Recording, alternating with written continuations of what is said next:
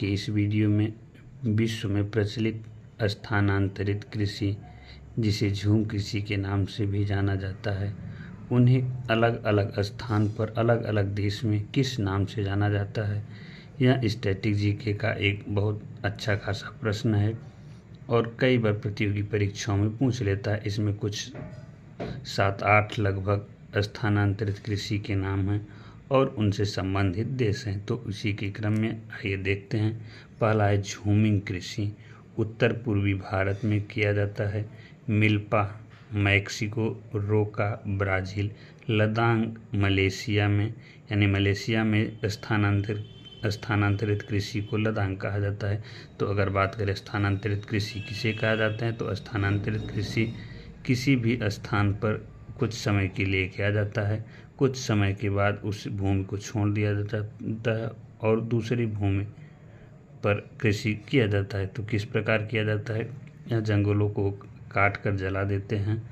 जलाने के बाद जो अवशेष बचता है वह खाद के रूप में प्रयोग किया जाता है।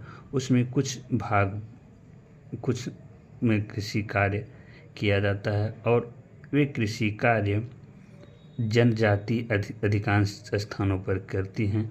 उन अधिकांश जनजाति जो कृषि करती हैं वे अपने अलग अलग नामों से अलग देशों में जानी जाती है।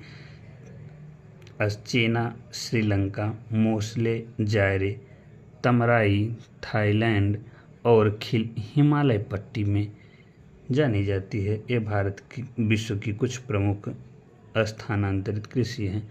स्थानांतरित कृषि एक बार फिर से समझ लीजिए। स्थानांतरित कृषि कुछ समय के लिए कृषि की जाती है। जैसे कोई जंगल है, जंगल को कुछ हिस्से को काट दिया जाएगा, काट कर उसमें आग लगा दीजिएगा, छोड़ दिया जाएगा। कुछ समय के बाद उसमें पेड़ पौधे स्वतः नष्ट हो जाते हैं और वह नष्ट होकर खाद या उर्वरक के रूप में बदल जाते हैं।